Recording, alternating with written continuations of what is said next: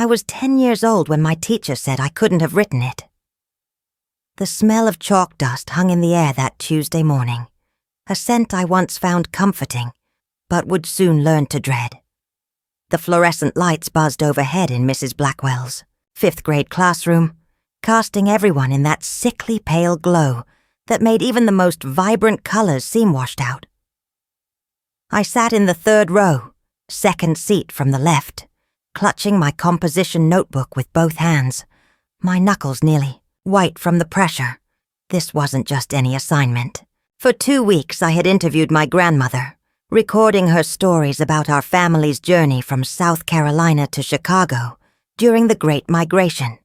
I'd stayed up late transcribing her words, shaping them into something that honored her voice while adding my own.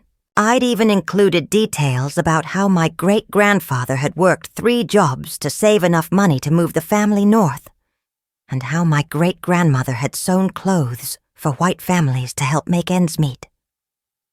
"Jasmine Washington," Mrs. Blackwell called, her voice cutting through the classroom chatter. I stood slowly, my heart pounding as I walked to the front of the room. Mrs. Blackwell had been teaching at Lincoln Elementary for 27 years. She wore her graying hair pulled back so tightly, it seemed to stretch her face into a permanent look of displeasure. The other teachers called her traditional. The students called her the Dragon Lady. When adults weren't listening, I placed my notebook on her desk, open to the pages where I'd written my family history essay in my neatest handwriting. My palms were sweaty as I stepped back, waiting. She didn't pick it up immediately. Instead, she looked at me over her wire-rimmed glasses, her lips pressed into a thin line. "Jasmine, whose work is this?" she asked, her voice carrying across the now silent classroom. I blinked, confused. "It's mine, Mrs. Blackwell." "Really?" She picked up my notebook with 2 fingers, as if it might contaminate her. "Because I find it very difficult to believe that you wrote this." The confusion gave way to a hollow feeling in my stomach. "I did write it. I interviewed my grandma and everything." She flipped through the pages, her expression hardening. "This vocabulary is far beyond 5th grade level. These sentence structures," she let the sentence hang in the air. 24 pairs of eyes were on me. I could feel them burning into my back. "Did Tyler help you with this?" she asked, nodding toward Tyler Matthews, a white boy who sat at the front of the class and whose father was an English professor at the university. "No, ma'am," I said, my voice getting smaller. "I wrote it myself." "I've been teaching longer." "Then you've been alive, Jasmine," she said, her voice taking on that fake patient tone adults use when they think you're lying. "I know what 5th graders are capable of writing. And this," she held up my notebook, "isn't it?" Before I could respond, she did something I'll never forget. She gripped my notebook with both hands and tore the pages out, not just the essay, but several pages before and after it. The ripping sound seemed to echo in the silent classroom. "Mrs. Blackwell," I gasped, reaching forward instinctively. "I don't tolerate cheating in my classroom," she said, crumpling the pages in her fist. "You'll redo the assignment with your own work this time." The tears came hot and fast. "That was my work." "Return to your seat, Jasmine. We'll discuss this after class." I stood frozen, staring at my crumpled words in her hand. My grandmother's stories, my hard work, my pride. "Now," she said, dropping the ball of paper into her trash can. I don't remember walking back to my desk. I just remember the burning in my cheeks, the wetness on my face, and the terrible silence of my classmates. No one looked at me. No one spoke up. Even Tyler, who knew I'd never asked for his help, kept his eyes fixed on his desk. That afternoon, I didn't tell my mother what happened. I couldn't form the words without crying, And I was tired of crying. Instead, I told her I wasn't feeling well and went straight to my room. I lay on my bed staring at the ceiling, replaying the moment over and over. Why didn't she believe me? What was wrong with my writing? What was wrong with me? My grandmother called that evening to ask how Mrs. Blackwell had liked the essay. She didn't, I said quietly, sitting cross-legged on my bed with the phone pressed to my ear. What do you mean, baby? You worked so hard on that. I couldn't hold it in anymore. The words tumbled out between sobs as I told her everything. How Mrs. Blackwell had accused me of cheating. How she'd torn up the pages. How everyone had watched and no one had said anything. Oh, Jasmine. My grandmother sighed, her voice heavy with something I couldn't name then but now recognize as the weight of recognition, of having seen this story before. I'm so sorry, baby. Grandma, why didn't she believe me? I asked, wiping my nose with the back of my hand. There was a long pause on the line. Some people have a hard time seeing beyond what they expect to see, she finally said. But that doesn't mean you should stop showing them who you really are. I didn't understand what she meant. Not then. But I don't have the essay anymore. And she wants me to redo it. Well then, my grandmother said, her voice taking on that determined tone I knew so well. We'll just have to remember it together, won't we? For the next hour, we reconstructed the essay from memory. My grandmother reminding me of details I'd forgotten, me recalling phrases I'd crafted with such care. By the time we hung up, I had a rough outline of what I'd written, but I still didn't know what to do about Mrs. Blackwell.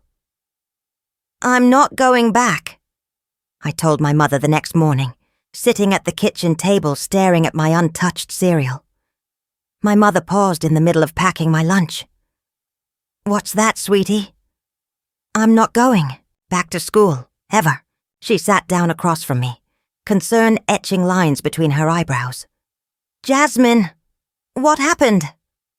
This time I told her everything. As the words poured out, her expression changed from concern to anger to a fierce determination I'd never seen before. Finish your breakfast, she said when I was done. You're going to school today. But, Mom, you're going, she said firmly, because I'm coming with you. An hour later, we were sitting in Principal Anderson's office. My mother, usually so calm and diplomatic, laid out exactly what had happened in no uncertain terms. Mrs. Blackwell accused my daughter of plagiarism without evidence, humiliated her in front of her peers, and destroyed her work, she said, her voice level but intense. I want to know what you plan to do about it. Principal Anderson, a balding man, with kind eyes but a nervous disposition, looked uncomfortable. Mrs. Washington, I understand your concern, but Mrs. Blackwell is one of our most experienced teachers. If she felt... Experience doesn't make her infallible, my mother interrupted. And it certainly doesn't give her the right to tear up a child's work. Perhaps there was a misunderstanding, he offered weakly. The only misunderstanding, my mother said, leaning forward, is if you think I'm leaving this office without resolution. What followed was 45 minutes of careful negotiation. Principal Anderson went from defending Mrs. Blackwell to acknowledging that if what I described had happened, it would be concerning.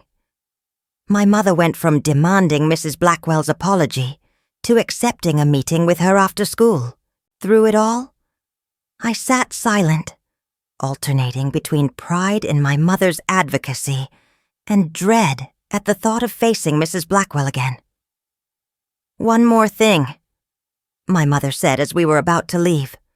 My sister-in-law, Clarissa Washington, is coming to speak to the 5th grade classes tomorrow about her career as a writer. I believe it's already on the schedule.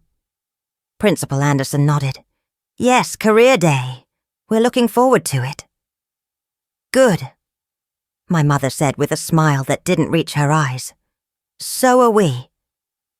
I'd forgotten that Aunt Clarissa was coming for career day. She wasn't really my aunt, but my father's close friend from college. She'd published 3 novels and countless articles in magazines I wasn't allowed to read yet because they were for grown-ups. She lived in New York and visited only a few times a year, usually bearing gifts of books she thought would expand my horizons. That afternoon, while the other kids went to recess, I stayed inside with my mother and Mrs. Blackwell. The meeting was tense. Mrs. Blackwell maintained that my essay showed clear signs of adult assistance, though she did concede that tearing it up had been perhaps an overreaction. Perhaps, my mother echoed, her eyebrow arched. Mrs. Washington, I've been teaching for 27 years, Mrs. Blackwell said with a sigh. I know a 5th grader's writing when I see it. And I've been raising Jasmine for 10 years, my mother countered. I know her capabilities. In the end, Mrs. Blackwell agreed to let me resubmit the essay and to consider that it might be my own work. No apology, no acknowledgement of what she'd done. Just a reluctant concession wrapped in skepticism. That evening, Aunt Clarissa arrived at our house with a new book for me, a collection of essays by Zora Neale Hurston. For my favorite little writer, she said, hugging me tight. Over dinner, my mother recounted what had happened with Mrs. Blackwell. I expected Aunt Clarissa to express sympathy, maybe offer some adult wisdom like my grandmother had. Instead, she got angry. She did what? She demanded, putting down her fork with a clatter. As my mother repeated the story, Aunt Clarissa's expression grew darker. She turned to me. Jasmine, do you remember what you wrote? I nodded. Most of it. Grandma helped me remember the parts I forgot. Write it again, tonight, she said. Every word you can recall. Why? I asked.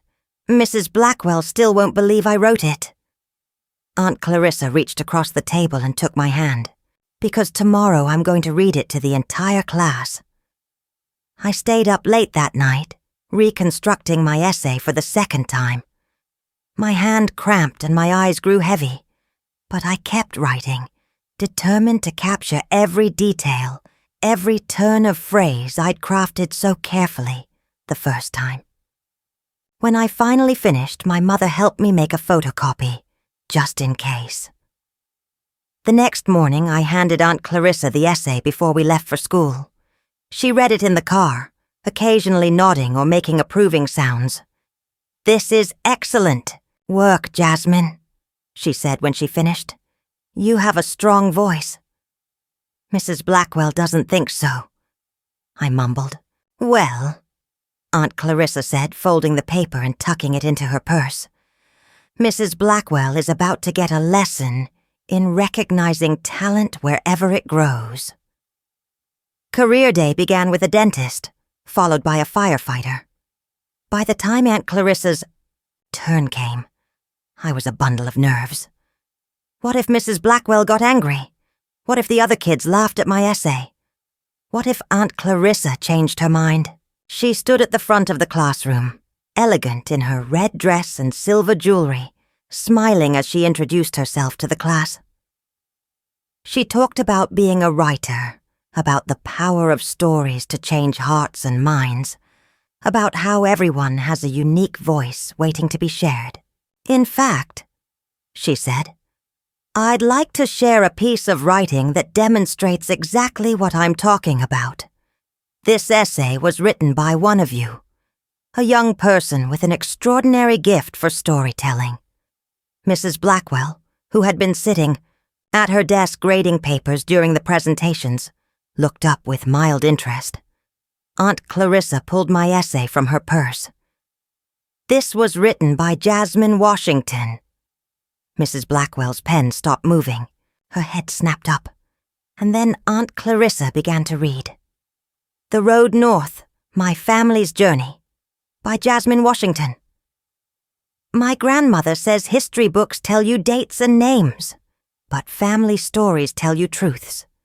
This is the truth of how my family came to Chicago, as told to me by the people who lived it. In 1952, my great-grandfather, Walter, packed everything he owned into a single suitcase. The South Carolina sun was rising as he kissed his wife Sarah goodbye. I'll send for you, he promised, as soon as I find work. He took a train to Chicago because he'd heard there were factories where a black man could earn enough to feed his family. The journey took 23 hours, and he stood most of the way because the good seats weren't for people who looked like him. As Aunt Clarissa read, the classroom fell silent. Even the usual fidgeters sat still, listening to the story of my family's migration, of the sacrifices they made, of the cruel obstacles they faced, and the quiet dignity with which they faced them. I watched Mrs. Blackwell's face. At first it was set in that skeptical expression I'd come to dread. But as Aunt Clarissa continued reading, something changed. Her brow furrowed. She leaned forward slightly. My grandmother was 6 years old when they finally saved enough to move north, Aunt Clarissa read. She remembers clutching her doll on the long drive, watching the landscape change from cotton fields to cities. She remembers her mother crying silently in the front seat, not from sadness but from hope. Hope is silent sometimes, my grandmother says. It doesn't always announce itself with fanfare. Sometimes it's just a quiet knowing that tomorrow might be better than today. By the time Aunt Clarissa finished reading, several students were wiping their eyes.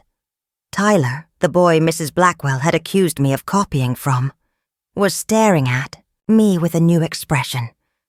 Not pity, but respect. Thank you, Jasmine, for allowing me to share your beautiful work, Aunt Clarissa said, looking directly at me with a smile of pride. Then she turned to Mrs. Blackwell. As a professional writer, I can tell you that this essay shows extraordinary promise. The voice is authentic, the imagery vivid, the emotional resonance powerful. Jasmine has raw talent that deserves to be nurtured. Mrs. Blackwell's face had turned an interesting shade of pink. She opened her mouth, closed it, then opened it again. Ms. Washington, may I speak with you in the hallway? They stepped outside while the class buzzed with excited whispers. Everyone was looking at me now, but it felt different than before. There was curiosity in their eyes, and something like admiration. 5 minutes later, Mrs. Blackwell returned alone. She stood at the front of the class, hands clasped tightly in front of her. Class, I owe Jasmine an apology, she said, her voice strained but clear. I made an incorrect assumption about her work, and I acted inappropriately by destroying it. I'm sorry, Jasmine. I sat frozen, unable to process what was happening. Furthermore, she continued, I'd like Jasmine's essay to be submitted to the district writing competition, with her permission, of course. The rest of the day passed in a blur. Students who had never spoken to me before asked questions about my family. Teachers who had heard what happened stopped me in the hallway to say they'd like to read my essay. Principal Anderson announced that the school would be starting a creative writing club next semester. After school, I found Aunt Clarissa waiting by her car. I ran to her and threw my arms around her waist. Thank you, I whispered. She knelt down to look me in the eye. Never let anyone tell you what you're capable of, Jasmine. Not a teacher, not a friend, not even me. You decide that for yourself. That night, I couldn't sleep. I kept thinking about what had happened, how quickly things had changed. One day, I was the girl whose teacher had humiliated her in front of everyone. The next, I was the girl with the beautiful essay who might win a competition. But something still bothered me. I slipped out of bed and padded down the hall to where my mother was reading in the living room. "Mom," I said, sitting beside her on the couch, "why did Mrs. Blackwell think I couldn't have written that essay?" My mother put down her book and took a deep breath. Sometimes people have ideas about who can do what. They put limits on others based on how they look or where they come from. "Because I'm black?" I asked quietly. She nodded slowly. "That might have been part of it, but Jasmine, listen to me. Those limits, they're not real. They only have power if you believe in them."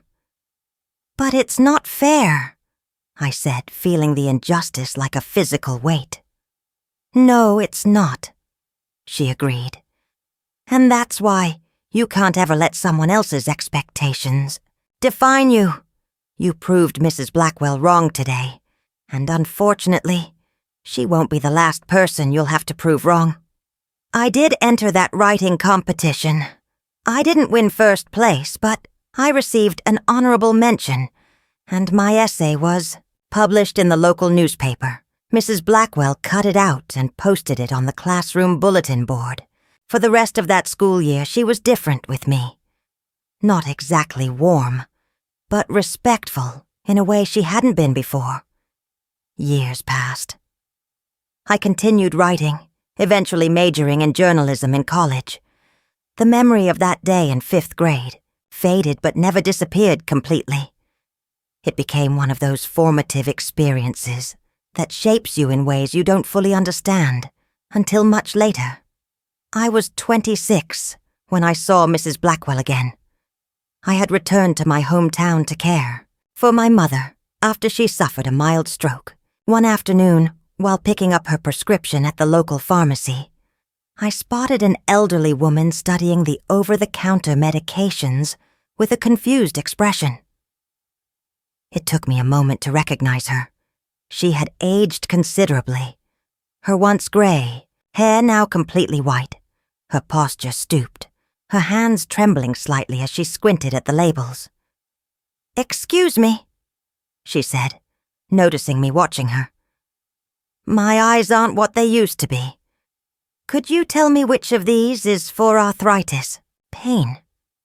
I moved closer and pointed to the appropriate medication.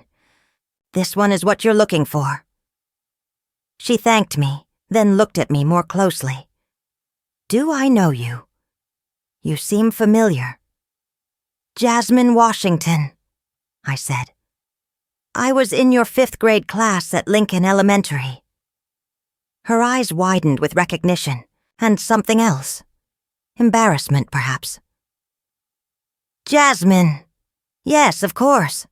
You wrote that wonderful essay about your family." I nodded, surprised she remembered. "That's right."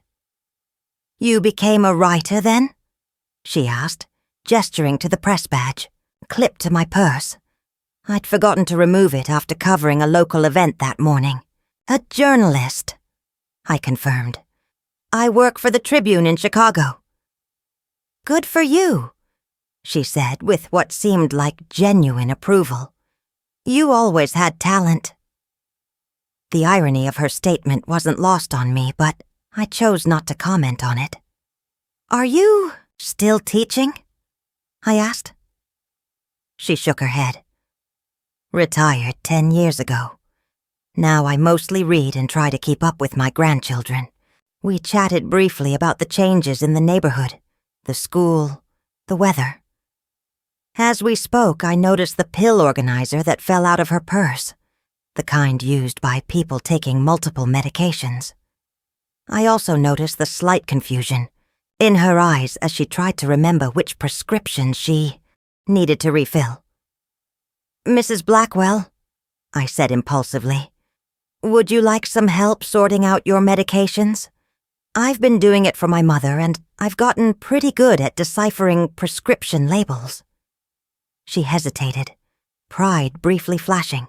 across her face, but then her shoulders sagged slightly. "That would be very kind of you, Jasmine. Thank you." We spent the next 20 minutes organizing her medications, creating a written schedule she could follow, and making sure she understood the potential interactions.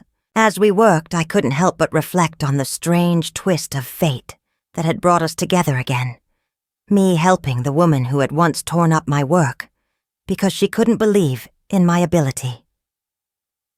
"You know," she said as we finished, "I think about that day sometimes, with your essay."